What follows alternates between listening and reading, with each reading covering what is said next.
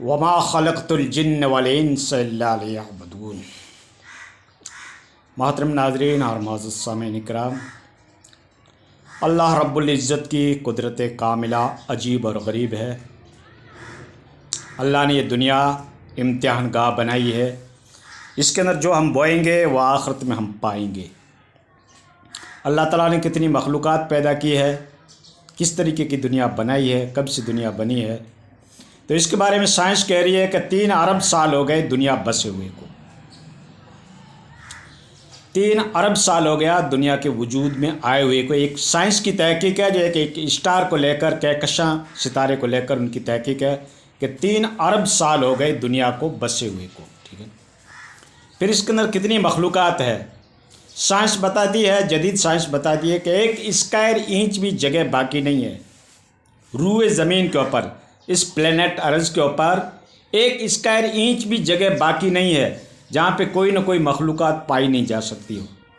حشرات الارض کی شکل کے اندر، کوئی وکٹوریا کی شکل کے اندر، کوئی جانوروں کی شکل کے اندر، کوئی کیڑے مکوڑے کی شکل کے اندر 1 اسکوائر انچ بھی جگہ باقی نہیں ہے جہاں پہ کوئی نہ کوئی اللہ کی مخلوق نہ ہو اس پلینٹ ارض کے اوپر۔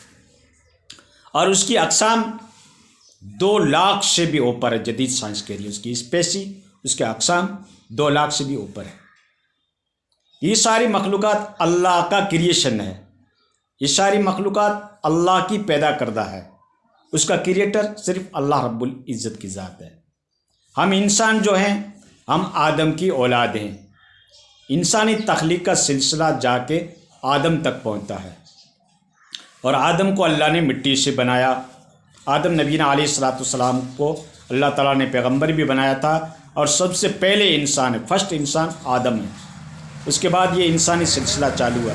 یہ اسلامک کانسیپٹ، اسلام کا یہ عقیدہ ہے کہ سارے انسان، چاہے کوئی بھی ریلیجن، کوئی بھی دھرم، کوئی بھی سموہ، کوئی بھی ذاتی، کوئی بھی کنبہ کے ساتھ تعلق رکھتا ہو، لیکن وہ انسانوں کا سلسلہ آدم سے ملتا ہے۔ اور انسان کی تخلیق جو ہے وہ مٹی کی ہے، اس کی پیدائش مٹی کی ہے۔ اور پھر ایک مخلوق ہے جنات، جس کو اللہ تعالیٰ نے آگ سے پیدا کیا ہے۔ یہ آگ کی پیدائش ہے جنات، اس لیے ہم اس کا ویزیبل دیکھ نہیں سکتے، اس کی شکل و صورت کو دیکھ نہیں سکتے۔ یہ اللہ کی مخلوقات ہے۔ 2 مخلوقات ہے جو شریعت کی مکلف ہے۔ کل قیامت کے دن اس کو پوچھا جائے گا، جوانی کے بارے میں، صحت کے بارے میں، علم کے بارے میں، دولت کے بارے میں، سب کے بارے میں پوچھا جائے گا۔ ہم نے آپ کو دولت دی تھی، کہاں پہ آپ نے صرف کیا، کہاں پہ لگایا، کیسے یوز کیا؟ صحت دی تھی، تندرستی دی تھی، ہیلتھ دی تھی، کیسے آپ نے یوز کیا؟ کیا اللہ کی نعمتوں کا شکر ادا کیا؟ کیا اللہ کی بندگی کی؟ کیا نیکی کی؟ یا آپ نے جوانی کا ناجائز فائدہ اٹھایا، بدکاری میں لگائی، بے حیائی میں لگائی؟ یہ کل قیامت کے دن پوچھو گی۔ تو یہ تو ہے انسانوں کی مخلوقات۔ پھر انسان سے پہلے اس روئے زمین کے اوپر، اس پلینٹ ارض کے اوپر ایک مخلوقات رہا کرتی تھی جس کو جنات کہا جاتا ہے۔ جنات کی الگ الگ کیٹیگریز ہیں، جس طریقے سے انسان کے اقسام ہیں، کس طریقے کی شکل و صورت ہے، کس طریقے سے اس کا ڈیوائس ہے، کس طریقے کی اس کی طاقتیں ہیں، مختلف ہیں، اعمال بھی مختلف ہیں، اقسام بھی مختلف ہیں۔ ٹھیک اسی طریقے سے اللہ تعالیٰ نے ایک جنات کو پیدا کر رکھا ہے جو آگ کی پیدائش ہے، اور جنات کے اندر اچھے بھی ہیں، برے بھی ہیں، اللہ کو ماننے والے بھی ہیں اور شرکش شیاطین بھی ہیں۔ ابلیس بھی جنات کے اندر ہے۔ تو یہ ایک اللہ کی مخلوق ہے، اور اللہ تعالیٰ نے جنات کو بہت قوت عظیم دے رکھی ہے، بڑی طاقت ہے۔ کئی ہاتھیوں کی طاقت ایک جن کے اندر ہوتی ہے، اتنی اس کے اندر طاقت ہوتی ہے۔ جنات کی پھر 3 قسمیں ہیں۔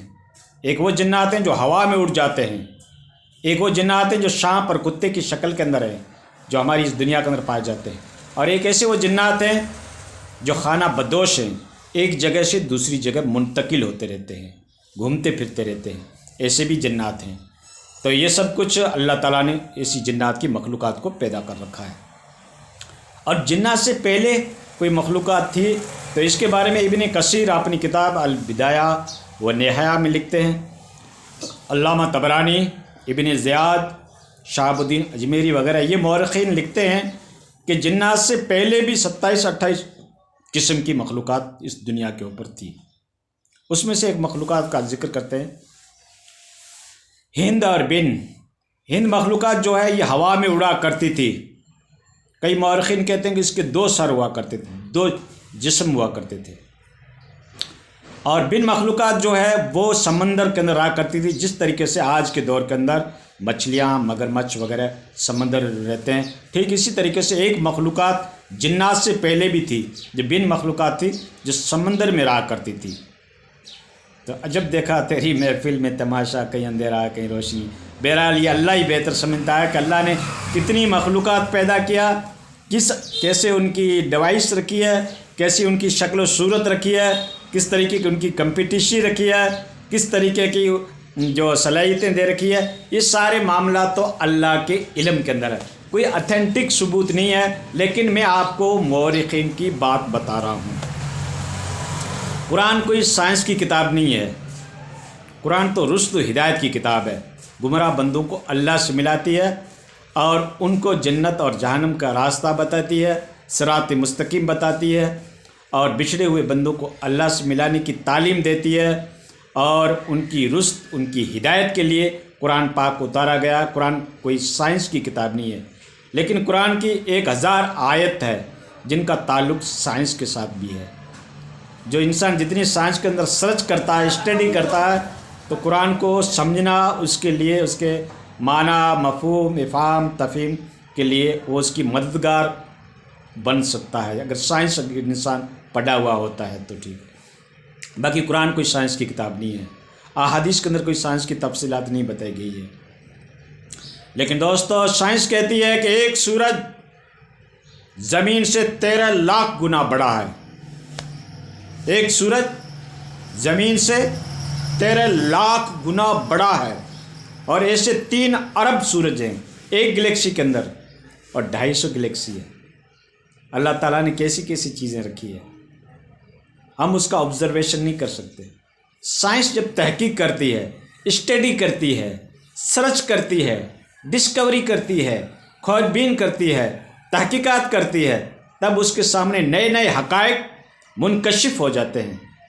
سچویشن کلیئریفیکشن ہو جاتی ہے، ساری سچویشن ایکسپلینیشن ہو جاتی ہے کہ اللہ تعالیٰ کی کیسی کیسی چیزیں ہیں، اور کتنی اس کی سمتا ہے، کتنا اس کا پاور ہے، کتنی اس کی کمپٹیشن ہے. سائنس جب اس کی ادھین کرتا ہے، اس کی تحقیق کرتا ہے، تو حیران رہ کے جاتے ہیں. تو دوستو، یہ سب کچھ اللہ کی مخلوقات ہے. کتنی گلیکسیاں ہیں، کیسے کیسے بلیک ہول ہے، کتنے ارض و سما ہیں، کتنے اسٹار ہیں، کتنے شمس ہیں، کتنے قمر ہیں، کتنی مخلوقات ہے. اس کے بارے میں جب انسان تحقیق کرتا ہے تو اس کی عقل بھی جواب دے دیتی ہے. ٹھیک ہے، ہاں، یہ تو اسٹیبلش سائنس بتا رہی ہے. اس کے علاوہ اور آگے سے آگے تحقیقات جاری ہے. تو دوستو، یہ ساری مخلوقات اللہ رب العزت کی ہے. اس کا کریٹر اللہ کی ذات، پیدا کرنے والی اللہ کی ذات، خالق اور مالک اللہ کی ذات. اللہ رب العزت ہے جس نے یہ ساری مخلوقات کو پیدا کیا. وہ وحد اللہ شریک ہے، اس کا کوئی شریک نہیں ہے، اس کا کوئی ساجی نہیں ہے، اس کا کوئی مشورہ کار نہیں ہے، اس کا کوئی سپورٹر نہیں ہے، اس کا کوئی نیکسٹ گوڈ نہیں ہے، بلکہ اللہ تنے تنا ہے. اللہ کی ذات وہ ہے، تو جو چاہے تو اٹھے سینے صحرا سے، حباب تیری وہ ذات ہے جس کی حد ہے نہ حساب. علامہ اقبال کہہ رہا ہے کہ اللہ اگر چاہے تو چٹیل میدان کے اندر پانی کے بلبلے پیدا کر سکتا ہے. یہ اللہ کی قدرت ہے. اللہ کی وہ ذات ہے جس کی نہ کوئی حد ہے نہ حساب. رب کی تعریف ہم بیان ہی نہیں کر سکتے. 7 آسمانوں کو دفتر بنا لو، 7 زمینوں کو دفتر بنا لو، روئے زمین کے تمام درختوں کو قلم بنا دو، اور اس کے بعد اگر انسان کوئی اللہ کی ڈیفینیشن، اس کی تعریف اگر لکھنا چاہے تو ہرگز لکھ نہیں سکتا. میرے رب کی یہ طاقت ہے. صاحب تنجی صاحبی معجب بٹھی سوں، پن بورے پاتار میں اور پان تارے تم.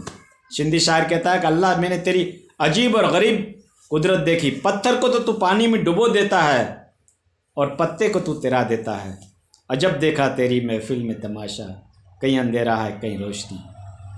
تو دوستو، میرے رب کی یہ قدرت کاملہ ہے.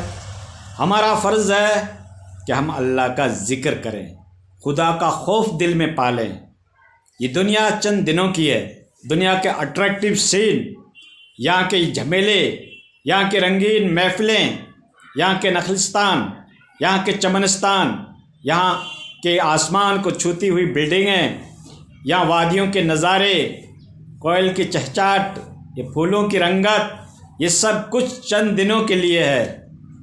بڑے بڑے گاما پہلوان جیسے آر چلے گئے، بڑے بڑے اسکالرس آئے، بڑے بڑے رائٹر آئے، بڑے بڑے انٹیلیکچول آئے، بڑے بڑے مفسرین آئے، بڑے بڑے محققین آئے، بڑے بڑے مدبرین آئے، بڑے بڑے صحابہ کرام آئے، بڑے بڑے رسول آئے، انبیاء آئے، لیکن وہ اس دنیا سے پردہ لے لیا، اور ہمیں بھی ایک دنیا سے ایک دن جانا ہی جانا ہے۔ لیکن اس کے لیے ہم نے کیا تیاری کر رکھی ہے، وہ ہر انسان اپنے گریبان میں جھانک کر دیکھے، میرے پاس کتنے اچھے اعمال ہیں اور کتنے برے اعمال ہیں۔ مجھے خدا کے حضور میں حاضری دینی ہے، دنیا کے جج کے سامنے نہیں، اللہ رب العزت کی عدالت میں ہم کو حاضری دینی ہے، اور یہ ضروری ہے۔ قرآن اور حدیث نے آپ کو بتا رکھا ہے، پیغمبر اعظم نے آپ کو بتا رکھا ہے، ضروری ہے، کمپلسری ہے، اللہ کے حضور میں حاضری دیں گے۔ اس کے لیے ہم نے کیا تیاری کر رکھی ہے؟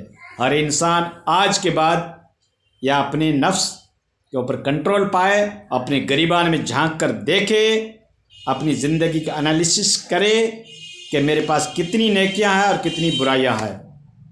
فَمَن يَعْمَلْ مِثْقَالَ ذَرَّةٍ خَيْرٍ يَرَهُ وَمَن يَعْمَلْ مِثْقَالَ ذَرَّةٍ شَرًّا يَرَهُ۔ جس نے ذرہ برابر بھی نیکی کی ہے، کل قیامت کے دن اس کو دیکھ لے گا، اور ذرہ برابر بھی اگر برائی کی ہے تو کل قیامت کے دن اس کو بھی دیکھ لے گا۔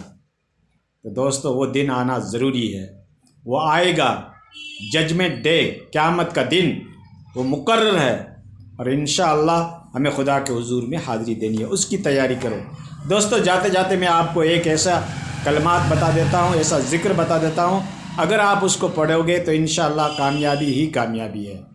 وہ ذکر یہ ہے، لا الہ الا اللہ وحدہ لا شریک لہ لہ الملک ولہ الحمد وہو علی کل شیء قدیر۔